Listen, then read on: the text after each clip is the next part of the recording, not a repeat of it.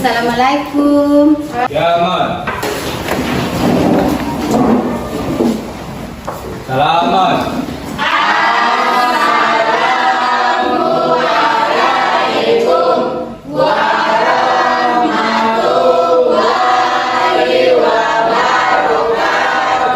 Waalaikumsalam warahmatullahi wabarakatuh. Terusan.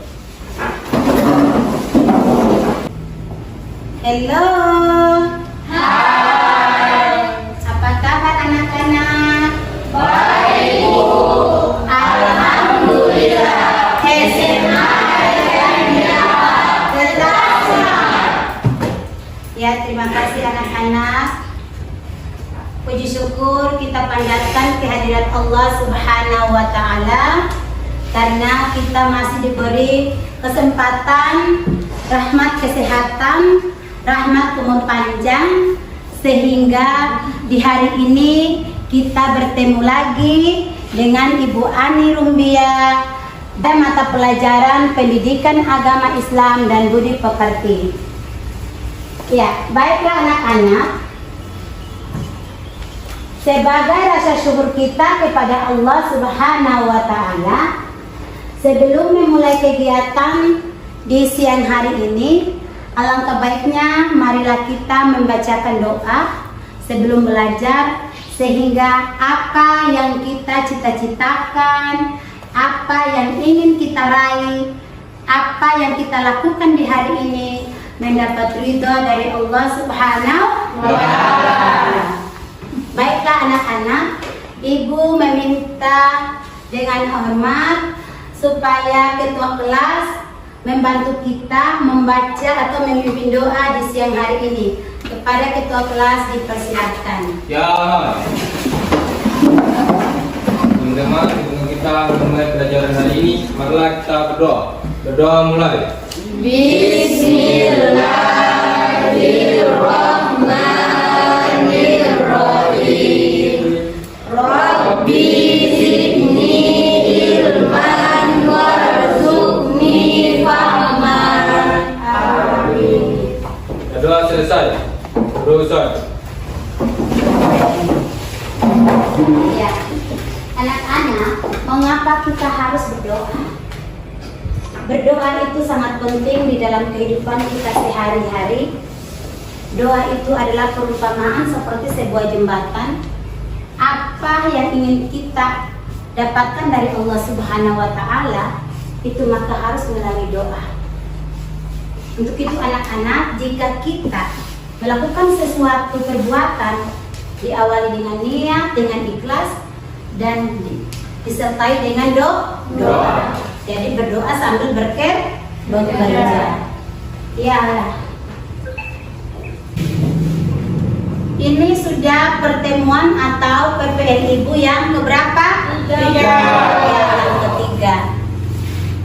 PPL Ibu minggu yang pertama atau PPL yang pertama, sekaligus Ibu melakukan penelitian, itu jumlah siswanya 25 semua hadir. Minggu kemarin itu yang hadir hanya 23, yang tidak hadir 2. Sementara di minggu kali ini atau minggu sekarang, Ibu akan mengecek siapa yang tidak masuk ke kelas. Semua masuk Ibu. Iya. Yang tidak masuk minggu kemarin siapa? Saya. Iya. Mengapa tidak masuk?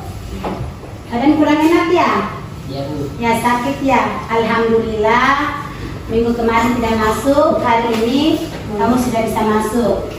Sehat? Sehat. Ya, siap untuk belajar? Siap. Ya, terima kasih.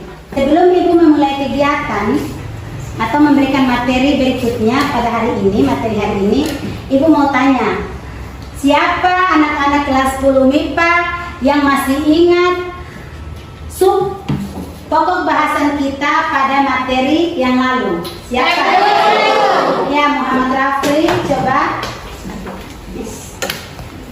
Materi pada minggu yang lalu adalah makna Asmaul Husna, Al-Karim, Al-Mu'min, Al-Wakil, Al-Matin, Al-Jami, Al-Adil, dan Al-Akhir. Ya, terima kasih. Benar? Benar. Ya, silakan duduk. Kelas 10 MIPA yang Ibu banggakan, jujur saja Ibu sangat bangga dengan kalian. PPL pertama, semangat kalian itu sangat membuat Ibu bangga. PPL kedua yang minggu kemarin, anak-anak juga bersemangat. Dan mudah-mudahan di PPL yang ketiga di hari ini, anak-anak lebih semangat lagi. Kata Rasulullah, bila kegiatan kita atau perbuatan kita itu hari pertama sedikit, kedua lebih banyak lagi, dan yang ketiga amalnya lebih meningkat lagi. Nah, apa yang telah ditetapkan atau diberikan oleh Rasulullah, pemberitahuan dari Rasulullah, maka kita sebagai umatnya akan selalu mengikuti langkah-langkahnya. Baiklah anak-anak, sebagaimana yang telah disampaikan oleh teman kalian tadi Rifli, bahwa materi kita pada minggu yang lalu pokok bahasannya adalah makna Asmaul Husna Al-Karim, Al-Matin, Al-Mu'min, Al-Wakil, Al-Jami, Al-Adil, dan Al-Akhir. Nah, pada kesempatan di hari ini, untuk PPL di kali ini, Ibu akan memberikan materi tentang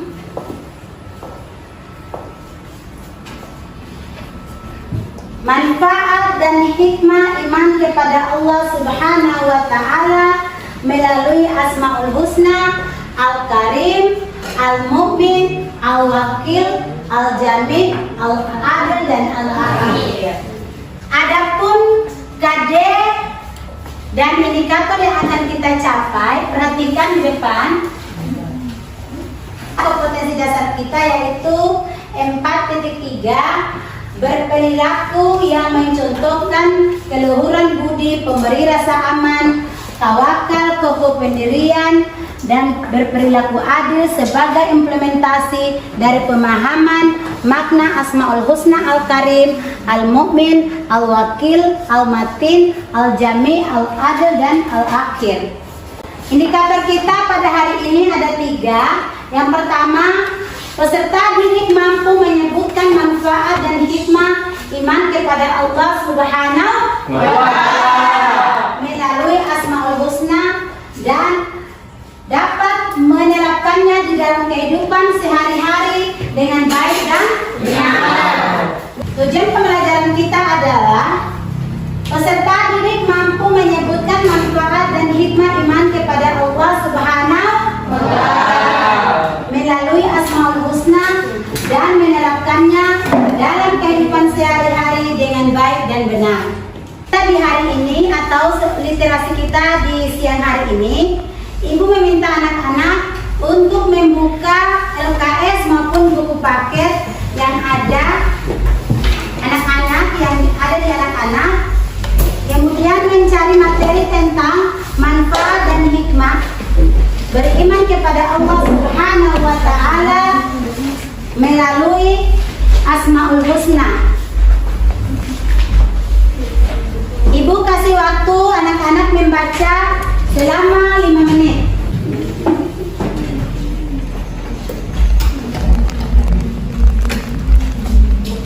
Selesai membaca? Ya, kalau sudah selesai membaca, perhatikan di depan.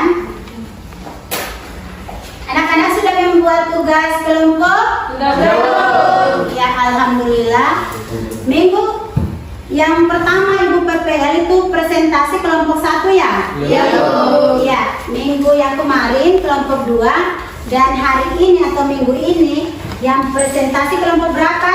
Kelompok 3 sudah siap? Siap. Ya, kalau begitu agar kita tidak membuang-buang waktu, Ibu persilakan untuk kelompok 3 maju ke depan, ke materi, moderator, dan penanggung jawab. Angkat kursinya masing-masing, maju ke depan untuk mempresentasikan hasil makalahnya. Terima kasih. Warahmatullahi wabarakatuh.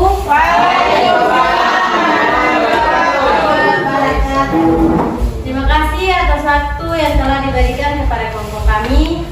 Perkenalkan, kami dari kelompok 3. Perkenalkan juga, saya Dika Mastura Syafi selaku moderator dan teman saya. Perkenalkan, nama saya Dewi Selayar. Saya di sini sebagai ketua atau pembaca isi materi. Dan saya bernama Jihan sebagai penanggung jawab. Di sini kami akan mempresentasikan hasil makalah kami yang berjudul manfaat hikmah beriman kepada Allah Subhanahu wa Ta'ala, yang akan dibacakan oleh teman saya Dewi Selayar. Kepada Dewi dipersilakan. Terima kasih atas kesempatan yang telah diberikan kepada saya. Hikmah beriman kepada Allah dan cara meningkatkan keimanan kita terhadap Allah Subhanahu wa Ta'ala. Semoga Allah Subhanahu wa Ta'ala senantiasa mengiringi langkah kita menuju keimanan yang kuat.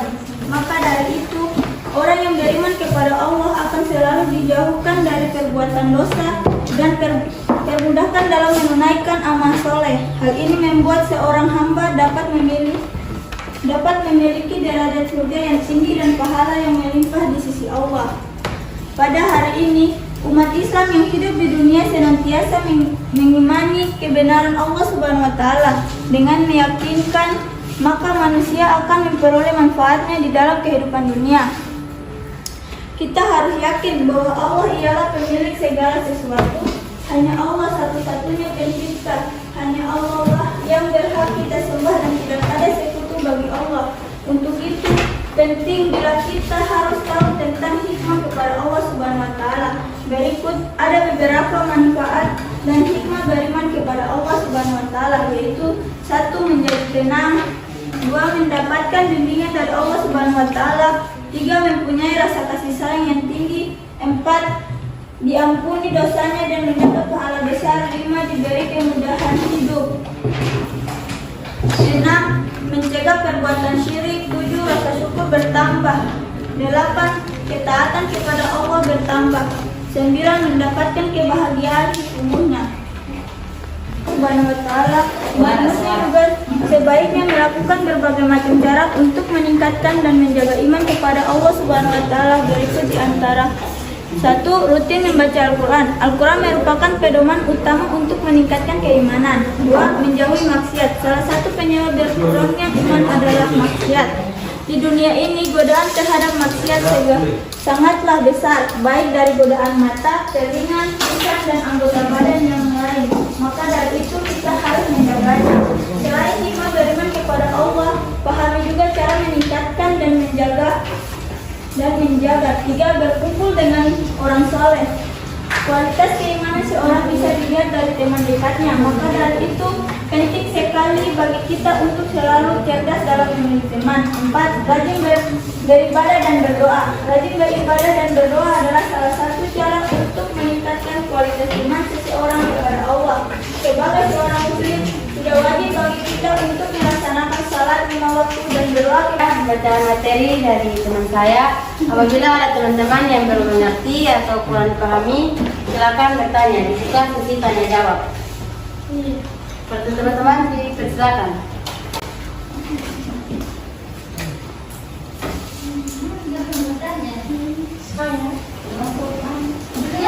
Iya, saya mau bertanya. Terima kasih atas kesempatan yang diberikan kepada kelompok 1. Setelah mencermati apa yang dibahas oleh kelompok 3 tentang materi, manfaat, dan hikmah beriman kepada Allah Subhanahu wa Ta'ala dan sikap sopan santun di sekolah. Untuk itu saya mau bertanya, coba kelompok 3 berikan 4 contoh 4 sikap beriman kepada Allah dan contoh sikap sopan santun di sekolah minimal 4 yang kalian didapatkan di dalam kehidupan sehari-hari. Iya, terima kasih. Ya, terima kasih. Nanti telah bertanya, jadi berikan waktu untuk kami menjawab pertanyaan Anda.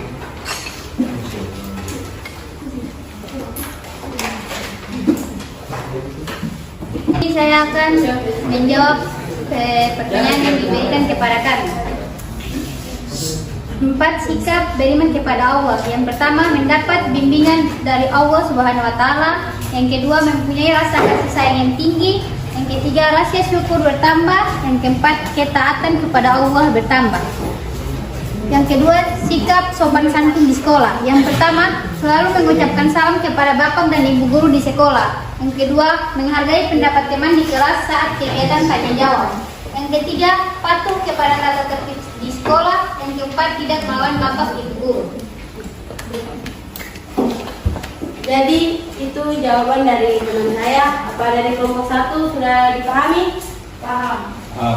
Terima kasih. Ada pertanyaan lagi dari kelompok lain? Silakan.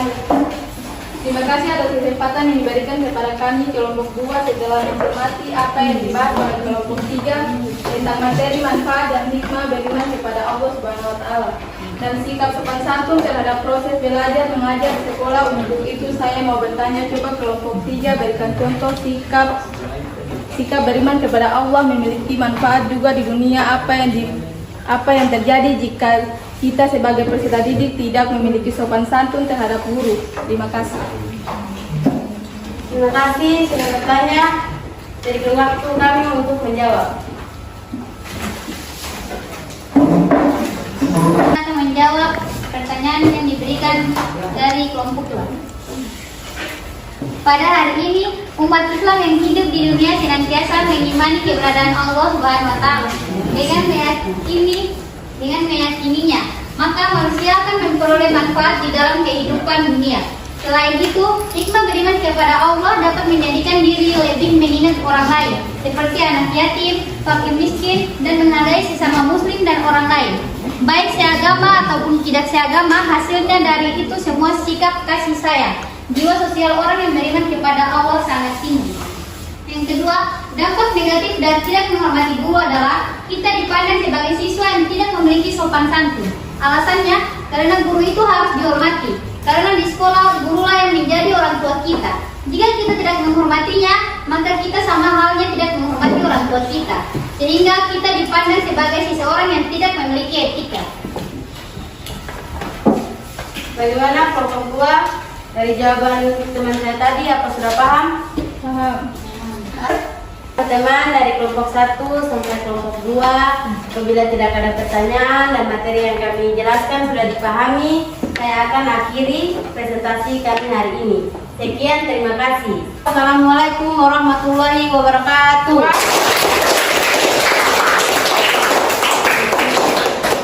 Baiklah anak-anak kelas 10 MIPA, Ibu sangat bersyukur dan Ibu sangat senang sekali di hari ini. Tetapi sebelum Ibu menutup pertemuan kita di hari ini, tadi awal itu Ibu sudah menyuruh kalian untuk sebagai penguatan literasi kita, Ibu menyuruh kalian tadi membaca buku paket dan LKS yang anak-anak pegang atau yang ada pada anak-anak. Nah, siapa yang bisa menyampaikan kepada Ibu apa yang anak-anak baca atau kesimpulannya lah, sekurang-kurangnya kesimpulan, apa kesimpulan yang Anda baca di dalam buku paket tersebut selama 5 menit tadi? Siapa yang bisa? Ya, Jihan, silakan. Setelah mencermati apa yang dibahas pada hari ini, saya anggota dari kelompok 3 telah membuat kesimpulan. Adapun kesimpulan saya adalah yang pertama, orang beriman akan memiliki jiwa rendah hati, sering melakukan amal saleh, menyayangi semua makhluk ciptaan Allah Subhanahu wa taala karena tidak ada satupun ciptaannya yang sia-sia. Yang kedua, contoh sikap sopan santun di sekolah. Yang pertama, selalu mengucapkan salam kepada bapak dan ibu guru di sekolah. Kedua, menghargai pendapat teman di kelas saat kegiatan tanya jawab. Yang ketiga, patuh kepada tata tertib sekolah. Dan yang terakhir, tidak melawan bapak ibu guru. Ya, berikan aplaus kepada.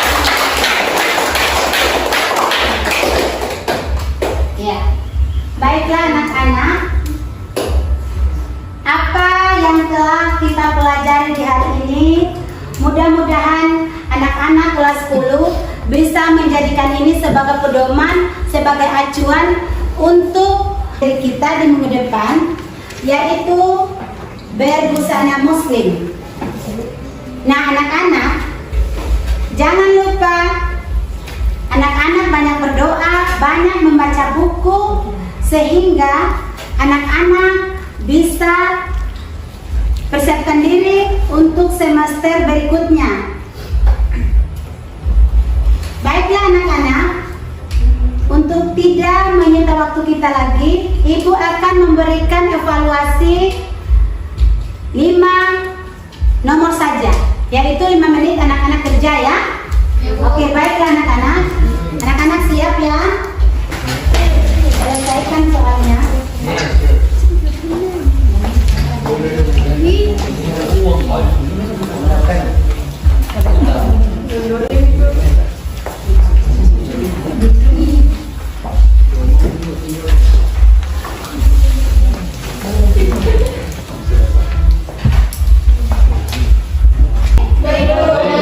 Ya, karena waktu kita sudah selesai, sudah 5 menit ya. Jadi tolong anak-anak kumpul tugasnya, karena guru berikutnya juga guru bahasa Indonesia, mata pelajaran bahasa Indonesia akan masuk jam bahasa Indonesia. Jadi anak-anak boleh kumpul sekarang. Mulai dari Jipa dulu kan.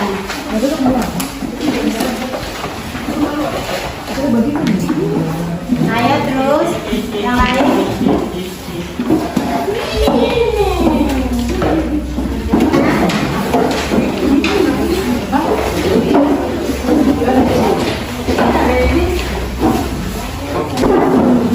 Duduk yang rapi-rapi seperti semula.